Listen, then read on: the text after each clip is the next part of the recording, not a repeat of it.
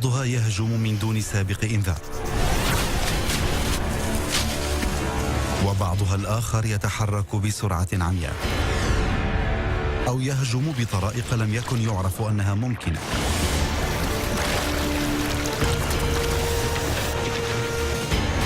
لكل منها خطة تجعلها مفترسة ممتازة بأسلحة خفية ومهارات مذهلة.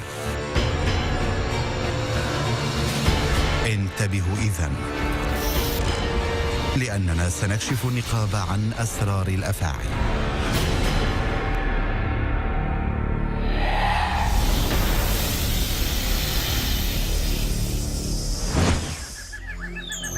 في عالم الثعابين الغريبة وغير الاعتيادية تبرز هذه الأفعى الاستثنائية. وجها لوجه تبدو فكاهية وغير قاتلة، ولديها اسم يلائمها: أفعى الهدب النخيلية السامة. لكن مصادفة إحدى هذه الأفاعي ليست أمرا هزليا، إذ إنها لا تحب استقبال الغرباء ودفاعها يأتي مميتا.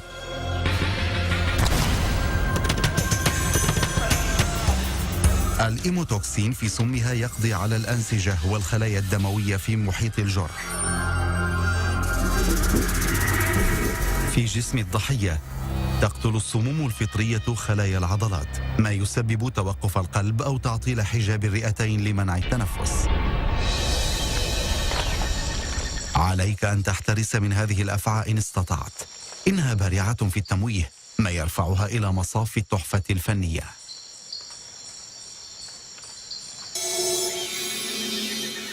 استوحت هذه الأفعى اسمها من حراشفها المقلوبة فوق عينيها.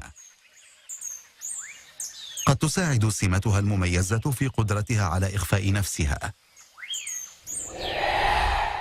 تسمح لها ألوانها الزاهية بأن تمتزج بين الفواكه والورد، فالفاكهة والورد يجتذبان الفريسة. لكن السر الحقيقي لنجاح هذا الثعبان الفتاك بان ليلا. الظلام يخيم على الغابة، والصياد الصبور ينتظر في كمينه.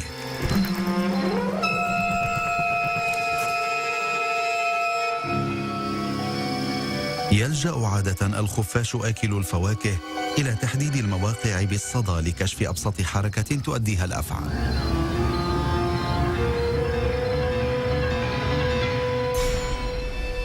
هجوم الأفعى سريع كالبرق، حتى إن الخفاش البائس لا يراه قادما. تظهر أفعى النخيل ميزة أخرى تجعلها مفترسة فذة. الأفاعي السامة تهاجم بمعظمها الفريسة ثم تحررها قليلا لتدع السم يؤدي عمله فيما تنتظر من مسافة آمنة. بخلاف هذه الأفعى لا تحتمل ترك وجبتها، حيث تواصل هجومها تزامنا مع مقاومة الضحية إلى أن تضعف في نهاية الصراع. بالنسبة إلى هذه الأفعى النجاح يعني المثابرة المستمرة.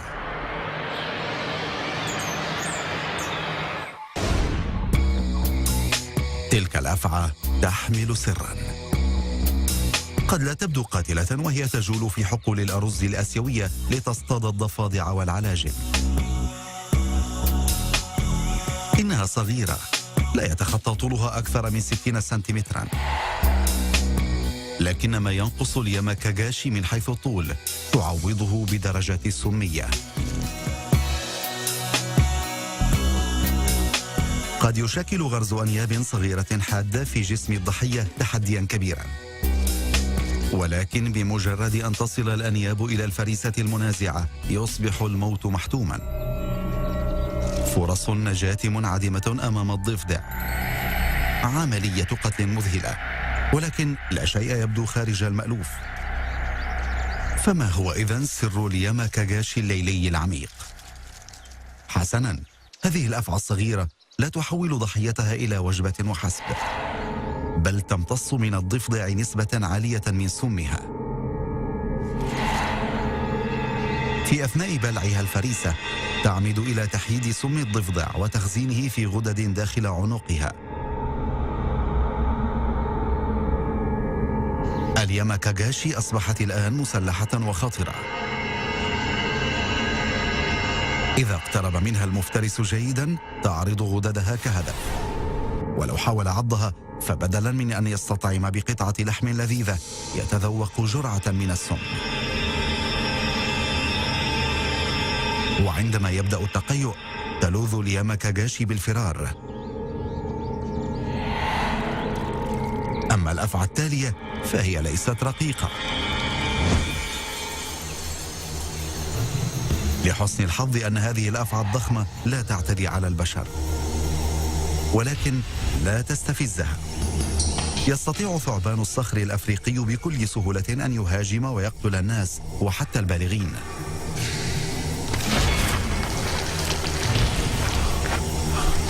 قد يزيد وزن هذا الثعبان الضخم على 135 كيلوغراما، ويصل طوله إلى 6 أمتار، ما يجعل مقارعته شبه مستحيلة.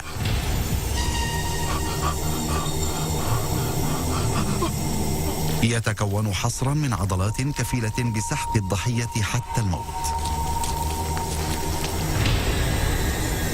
على غرار الأفاعي الشبيهة الأخرى يعد ثعبان الصخر الأفريقي مفترسا بمميزات بنيوية تجعله ملك التجسس. يمكنه ملاحقة الطريدة بفضل حساسات الحرارة على وجهه. خطة ممتازة لمطاردة فريسة تحاول الاختباء. لكن هذا الثعبان يمتلئ رعبا.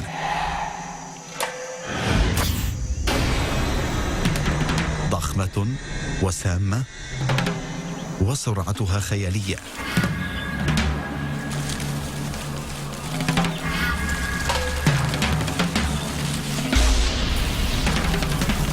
عندما تتفجر سرعتها تقطع المنبت السوداء 5 أمتار في ثانية، أي تكون أسرع من أي رجل. لكن المامبا تتمتع بقدرات أشد دهشة، وهي قدرات تجعلها الصيادة الأنجح على الإطلاق.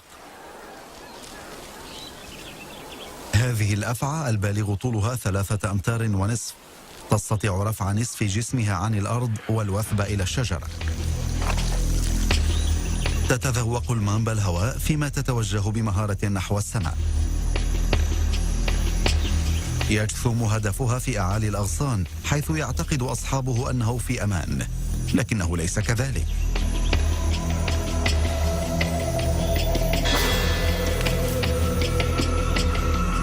السم فتاك والعش يباغت فجأة.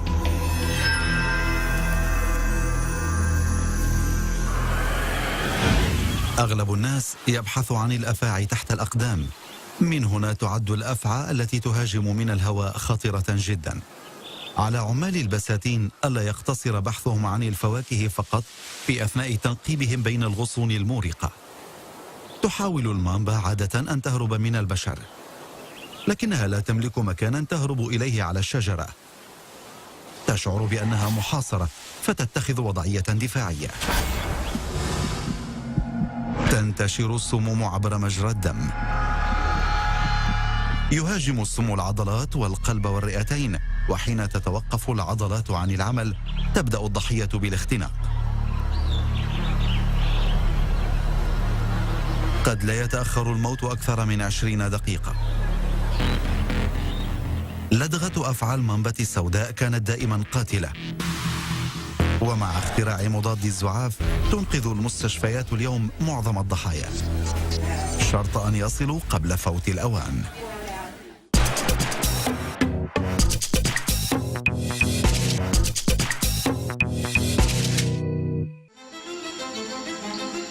سواء كانت على الأرض أم في الشجرة، هذه الأفعى صغيرة ورشيقة ومميتة.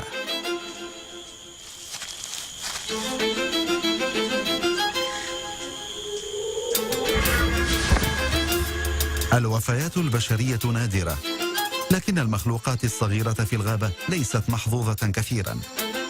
الأنياب الحادة كالسكين المطوى استعدادا للهجوم.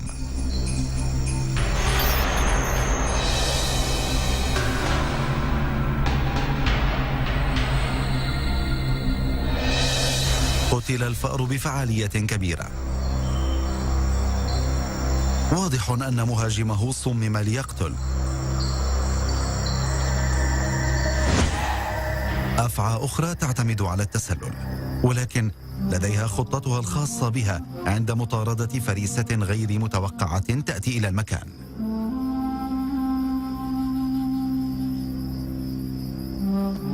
أفعى الكريت الشهيرة قلما تظهر في وضح النهار، مثل مصاص الدماء الأفعواني تختبئ من الشمس تحت غطاء من الأعشاب الكثيفة، أو تدفن نفسها في جحور الحيوانات المهجورة.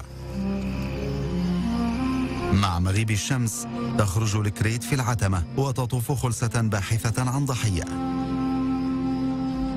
تساعدها بشرتها الداكنة على التحرك ليلا، وأسوة بمصاص الدماء الأسطوري تفضل الكريت أن تأكل مع بنات جنسها في الفصيلة نفسها.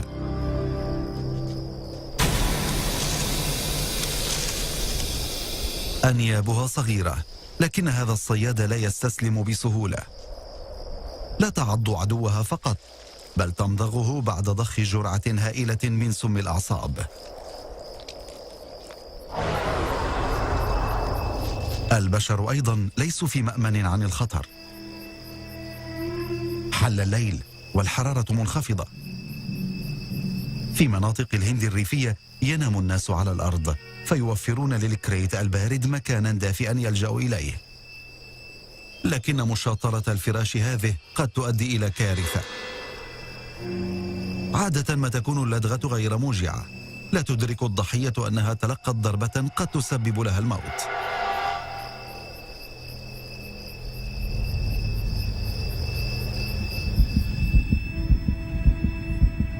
تنتشر جزيئات السموم الصغيرة في مجرى الدم أسرع من السموم الأخرى، وتعطل الجهازين العصبي والتنفسي للجسم في غضون ساعات. حتى مع العلاج لا تتخطى فرصة النجاة 50%. أمر شائع هنا أن يموت الناس، خصوصا الأطفال، في أثناء نومهم. النوم على أسرة عالية قد يساعد، ولكن لا تندس جميع الأفاعي في الليل فقط. في منطقة من العالم تشتهر بأفاعيها القاتلة، تعد هذه الأشد خطراً. إنها أكثر الأفاعي فتكاً. هناك زهاء 50 نوعاً من الأفاعي السامة في أستراليا، إلا أن 80% من اللدغات تأتي من هذه الأجناس المحددة. كيف استطاعت الأفعى البنية الشرقية أن تكون تهديداً بشرياً؟ بداية تصطاد في النهار، ما يعني أنها تنشط مع نشاط الإنسان.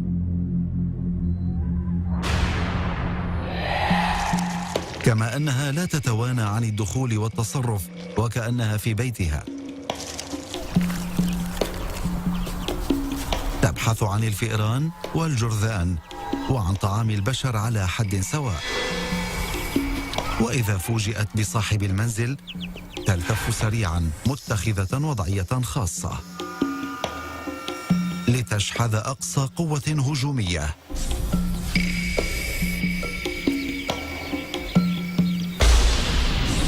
أنيابها قصيرة، لذا تعرف كيف تفتح فمها جيدا وتهاجم سريعا. السم القاتل هو مزيج من سموم الأعصاب ومضادات التخثر. تسبب ضربتها القاتلة موتا مع نزف داخلي وفشل قلبي ورئوي وكلوي، أي إنه انهيار جسدي كامل. ولكن ثمة سمة تجعل من الأفعى البنية الشرقية مصدر خطر على البشر، ميزة تتيح لها دخول مساكننا حتى لو كانت الأبواب والنوافذ موصدة بإحكام. رأس مرن، تستطيع أن تعصر نفسها في النقاط الضيقة بحثا عن قوارض. جل ما تحتاج إليه حفرة صغيرة أو ممر ضيق. بفضل رأسها القادر على الطوي حتى يدخل فتحات تبدو مستحيلة، تعد هذه الأفعى ثعبانا مميتا يصعب إبعاده. يمكن إيجاد الأفاعي أينما كان. تعج المستنقعات العميقة بجميع أشكال المخلوقات المخيفة وغير المألوفة، بما فيها هذه.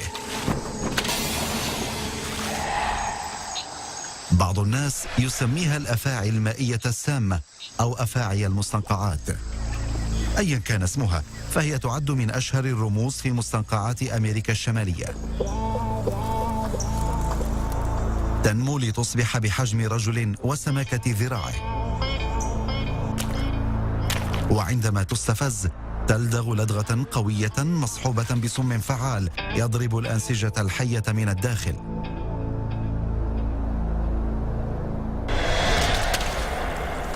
لكن أفاعي المستنقعات ليست معروفة بهجومها المذهل بقدر ما تشتهر بدفاعها وبطريقة تسميتها.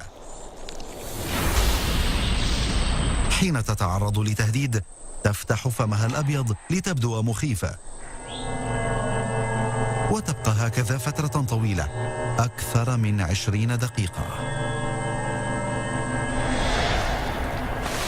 ذلك يمنح خصومها وقتا كافيا للهرب بالاتجاه المعاكس. تتمتع الأفعى المائية بخاصية واحدة تميزها عن غيرها، فيما تزخر هذه الأفعى بمزايا متعددة.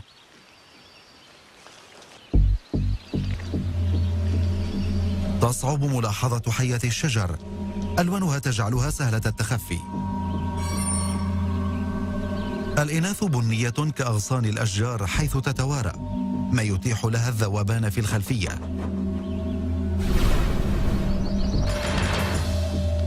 أما الذكور فلونها أخضر كأوراق الأشجار، ما يسمح لها بالتخفي بينها. هذه الأفاعي خبيرة بتسلل، بطونها مغطاة بحراشف خشنة تساعدها على التماسك والتحرك عموديا وأفقيا. وهناك أيضا الخيار التالي: إذا تعرضت حية الشجر لتهديد تنتفخ كالبالون فتضخ الهواء إلى عنقها. إنها إشارة تؤكد لك ضرورة التراجع، ولكن لا يفهم الجميع الرسالة في وقتها. تلقي حية الشجر جرعة فعالة من السم الدموي المسبب للصداع والغثيان. إن لم يعالج المريض يتعرض لنزف داخلي حاد يقضي على حياته. لكن نجاح حية الشجر سببه مختلف كليا. العينان، إنهما شبيهتان بعيون الإنسان. مثلنا نحن، تقع عينا حية الشجر بجانب بعضهما في مقدم الرأس، ما يمنحها رؤية ثلاثية الأبعاد. تنظر إلى جميع الزوايا في أثناء اقترابها من الفريسة.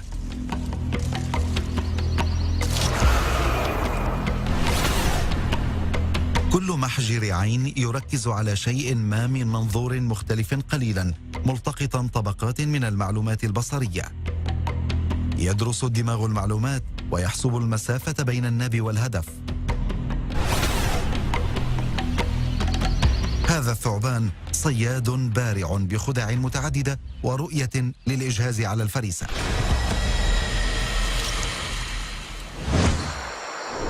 بعض الأفاعي لا يحتاج إلى حيل ممتازة في ظل امتلاكه قوة غاشمة. قد يصل هذا الثعبان إلى طول حافلة المدينة ووزن 3 رجال، وهو قادر على تحويل الإنسان إلى جبة له.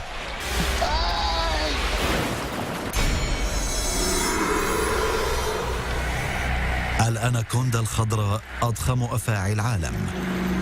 هذه الأفعى الضخمة تستطيع عمليا التخفي في مياه أمريكا الجنوبية الموحلة.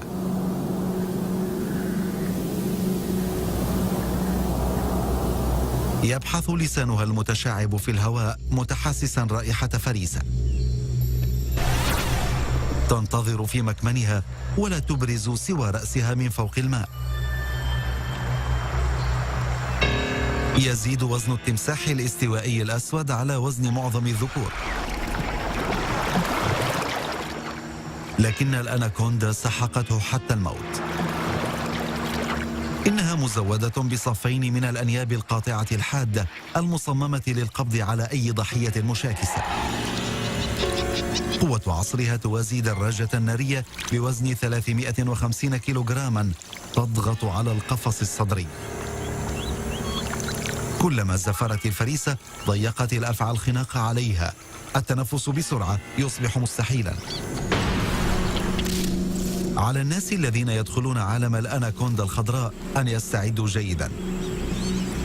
ما من حالة موثقة لأناكوندا تأكل إنسانا، لكنها حاولت ذلك بضع مرات. لذا توخوا الحذر، فهي ليست عملاقة لطيفة. يبدو أن الأفاعي منتشرة في كل مكان. قد تعتقد أن مياه أستراليا آمنة إلى أن تصادف هذه. أفعى تسبح كالأنقليس وتلدغ لدغة من شأنها إخضاع سمكة قرش. أفعى الزيتون البحري من حيث درجة السمية تعد من أخطر الأفاعي في المحيط. السم الناجم عن لدغة واحدة قادر على قتل فريق كرة قدم برمته. إليكم الكيفية. يعطل السم الأعصاب الإشارات العصبية، فيما تدمر السموم الفطرية الأنسجة العضلية. إنها ضربة قوية مزدوجة تؤدي إلى شلل الجهاز التنفسي والموت السريع. لحسن الحظ أن أفعى الزيتون البحري تمضي وقتا قصيرا على سطح الماء، حيث ترجح إمكانية التشابك مع البشر. في المقابل تعقد نفسها عبر إغلاق صمامات خياشيمها، ما يتيح لها الغوص إلى عمق 40 مترا تحت الأمواج. سلاح سري يجعل أفعى الزيتون الصياد الأقوى. يبدو هذا ذيلا عاديا، لكن الحقيقة مغايرة تماما. السطح مغطى بخلايا عصبية حساسة تلتقط الترددات المنبعثة من أسماك أخرى، وكأنها مزودة بعينين على طرفي ذيلها البالغ طوله 2 متر. بواسطة ذيلها المدهش تتحرى أفعى الزيتون البحرية السمكة المختبئة في ملجأ المتاهات المرجانية. كما يلبي الذيل مهمات أخرى. يستعمل كمجذاف يدفع الأفعى مع التيار المائي لتصبح أسرع من الإنسان.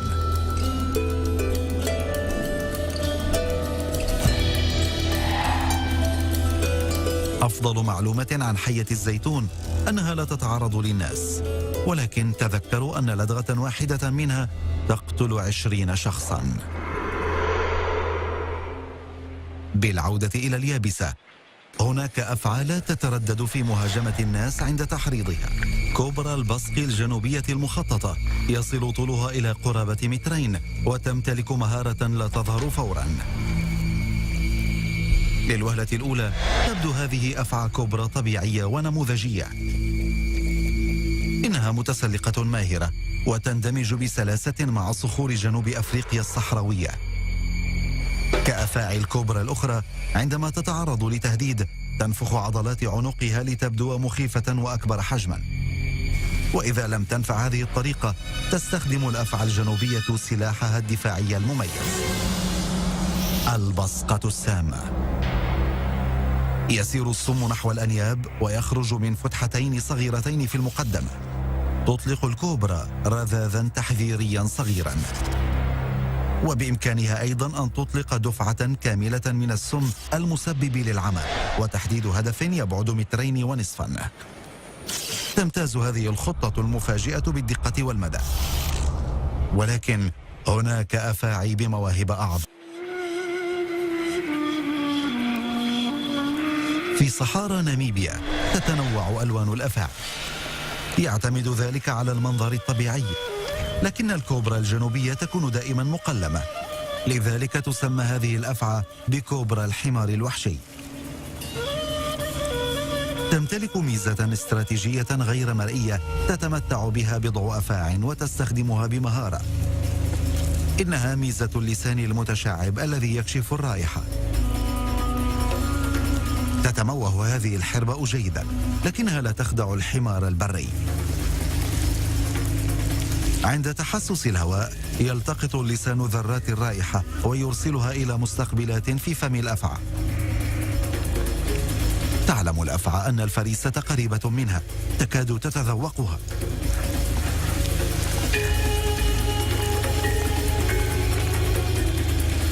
تحاول الحرباء أن تفر هاربة، متخذة اللون الأصفر من جراء التوتر. بعد حشرها تنشقت الهواء لتبدو أكبر حجما، لكن الأفعى صممت على إنهاء عملها.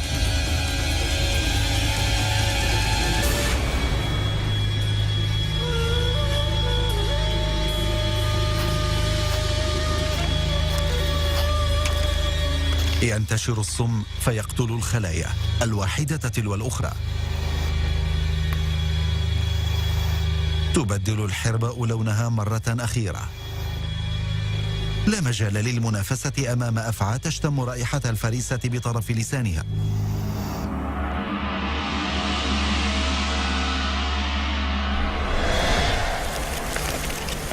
خطوط هذه الكوبرا تمثل إشارات تحذيرية لخطرها، ولكن لا تبدو كل الأفاعي قاتلة بوضوح. هذه الأفعى الصغيرة مثلا تبدو غير مؤذية،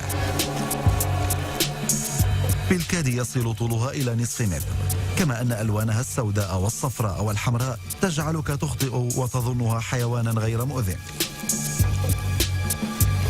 حين تكون ضئيلا وغير مهيب تحتاج إلى آلية دفاعية فعالة. أفعى المرجان الجنوبية تملك هذه الخدعة. عند تهديدها تدفن نفسها تحت الأرض ولا تبقي سوى ذيلها ظاهرا ملتفا ومصدرا صوتا مسموعا. إنه مشهد مستغرب ومربك ومضلل.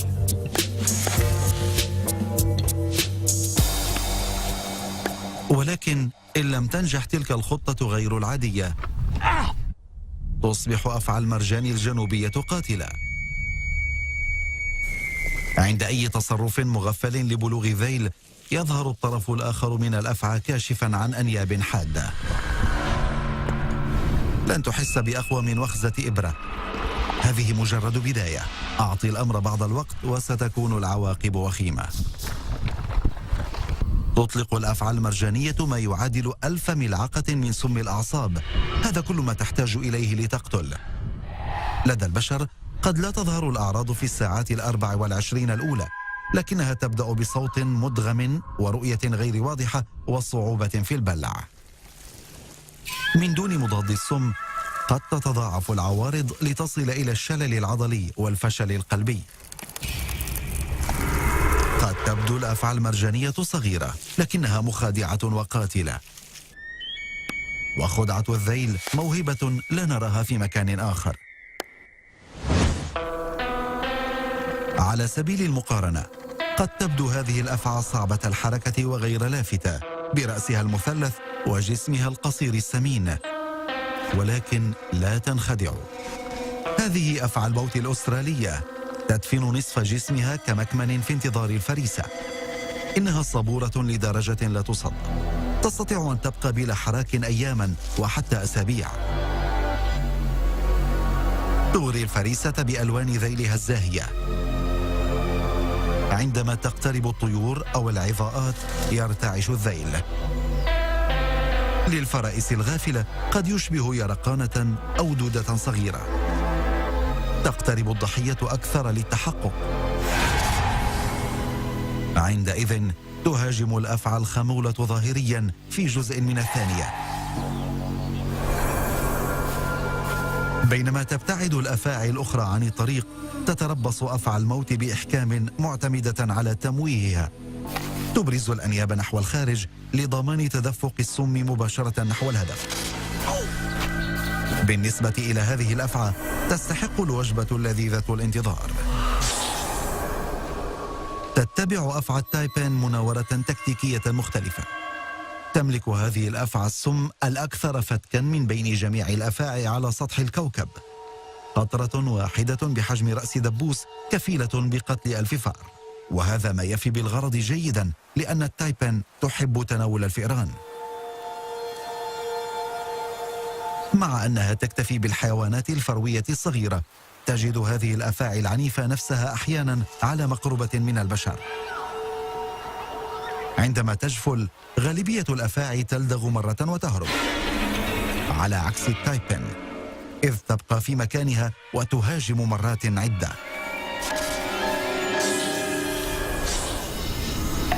بعض الناس لدغ 8 مرات في هجوم واحد. يوقف السم الدموي تدفق الدم في الجسم في غضون ثوان، فيما يعطل السم العصبي وعمل العضلات. هذه التقنية السريعة تجعل التايبن فعالة وقاتلة.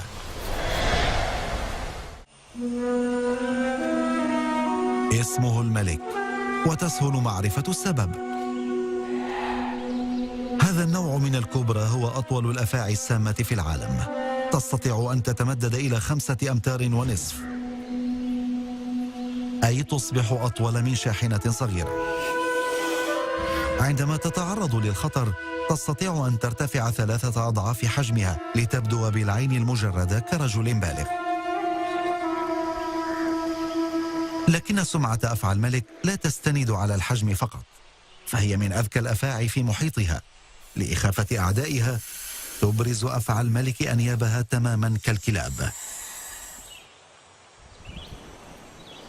وإن لم تنجح في ذلك تنقض مهاجمة. في الحقيقة لا يعد سم الملك فعالا جدا، لكن هذه الأفعى تطلقه بكميات هائلة، تضخ ما يملأ ربع زجاجة، وهذا يكفي لقتل إنسان في 5 دقائق وفيل في بضع ساعات. لذا توصف خطة الملك الخاصة بالقدرة على الإبادة. لحسن الحظ أن هذه الأفعى تتجنب البشر، مسببة أقل من 5 وفيات سنويا. لا داعي للقلق إلا إذا كنت مخلوقا يقطن في الغابات المطيرة. هذا المفترس الشرس يلتهم كل شيء، الطيور والعظاءات والثدييات الصغيرة وحتى الأفاعي الأخرى. في الواقع الأفاعي هي غذاؤه المفضل، لهذا السبب حاز الملك على اسم آخر، الأوفيوفاجس، المترجم حرفيا بآكل الأفاعي.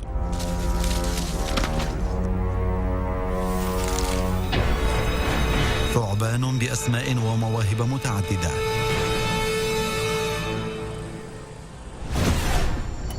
أحيانا الأفاعي الأصغر تكون الأقوى. هذا الثعبان الصغير يختبئ بين الأوراق والتجاويف في غابات أمريكا الوسطى المطيرة. عند اقتراب فأر من المكان تشغل هذه الأفعى مهارتها الخاصة، رشاقة الجمبازي. تدعى الأفعى الواثبة، والقفز هو مفاجأتها الأولى. حين تلتقط فريستها تهز هذه الأفعى أنيابها إلى الداخل والخارج، مسببة جروحا كثيرة لتسكب سمها في كل جرح بالغ. تدمر الأوعية الدموية، يليها نزف داخلي حاد، وسرعان ما تتعطل الأعضاء الحيوية. يستغرق الأمر وقتا قصيرا قبل أن تستسلم الفريسة. بفضل قدرتها على طوي نصف جسمها في قفزة واحدة، تعد مهارة هذه الأفعى في القفز غير عادية في عالم الأفاعي البرية. فيما تعد تلك الأفعى أكثر مهارة في الحركات تحت الماء، لكنها تطارد وتهاجم وتبتلع كما قريباتها الأفاعي البرية.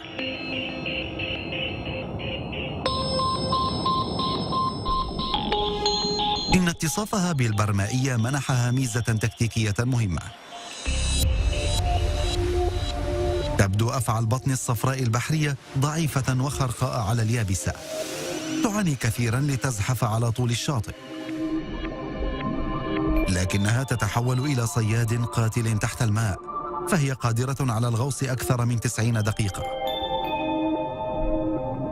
تختبئ في الرواسب، وهي مجموعة من الركام والطحالب البحرية التي تشكلها التيارات المتصادمة، وتحيط بها أسماك صغيرة تكون غطاء لاستدراج أسماك أكبر حجما.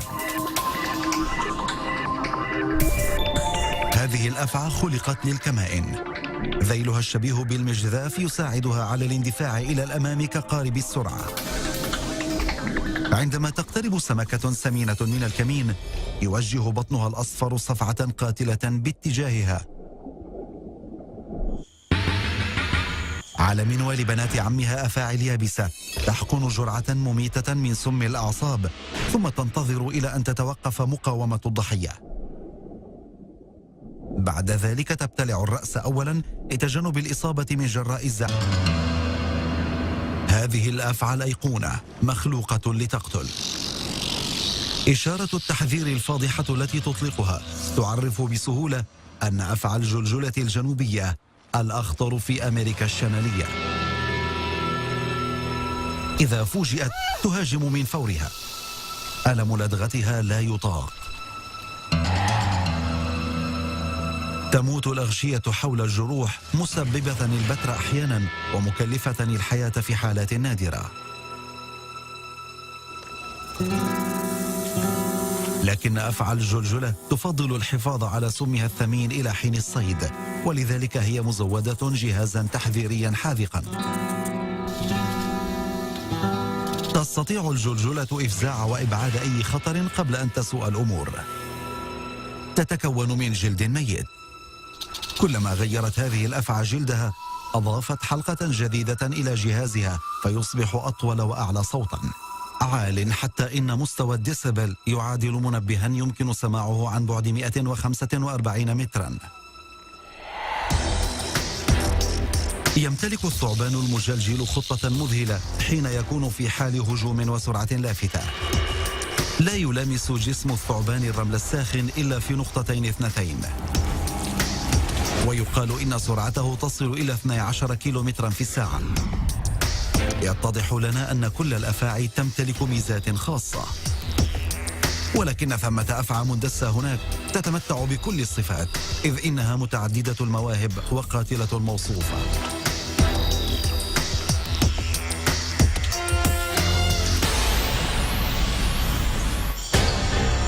إنها من أكبر الأفاعي، ويقال إنها الأسوأ. الثعبان الشبكي ثعبان رهيب. لنبدأ بحجمه. الثعبان الشبكي الذكر قد يبلغ طوله 10 أمتار، أي ما يعادل طول سيارتين كبيرتين، وقد يعادل وزنه وزن رجلين. فكر في ذلك، طول سيارتين ب4 أبواب ووزن رجلين بالغين. إنه عبارة عن أنبوب معبأ ب10,000 عضلة.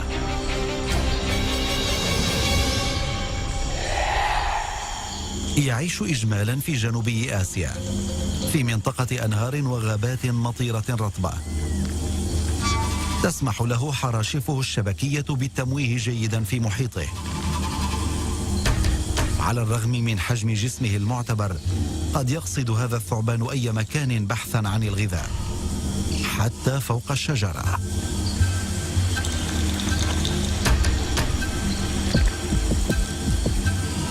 القردة في أعالي الأغصان ليست آمنة، ولا حتى الأيائل مهما وصلت سرعتها.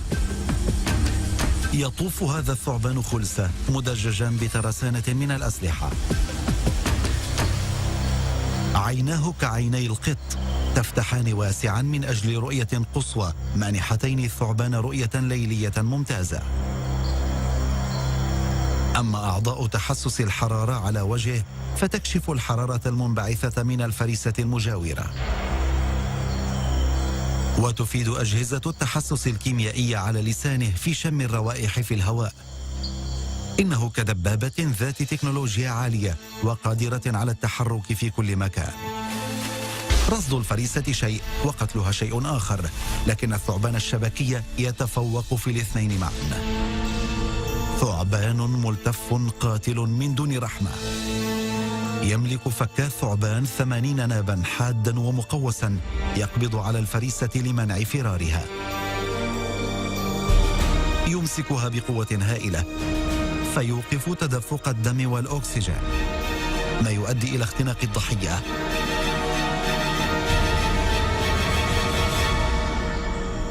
ثم تأتي المكيدة الأخيرة. مثل الأفاعي الأخرى يبتلع هذا الثعبان وجبته دفعة واحدة. ينفصل الحنك السفلي عن العلوي، تصميم ذكي يتيح للأفعى فتح فمها على نطاق أوسع من جمجمتها. في وقت قصير تستطيع أكل وجبة أكبر من رأسها. يعصر الفكان الفريسة بطريقة ممنهجة لدفعها ببطء إلى الداخل. بشرته مرنة مطواعة بحيث يمددها إلى درجة لا تصدق. صحيح أن جميع الأفاعي تتمتع بمهارات، لكن هذا الثعبان يصنف من بين أشدها دهشة إن لم يكن أشدها رعبا. من حسن الحظ أن الأفاعي ليست عدونا. لا تهاجم البشر إلا عند الاستفزاز، وعادة بعد تحذير عادل. مع ذلك تذهلنا بدقتها المتناهية وقوتها العنيفة ومهاراتها الخفية التي تجعلها فريدة وأحيانا مخيفة ومميتة.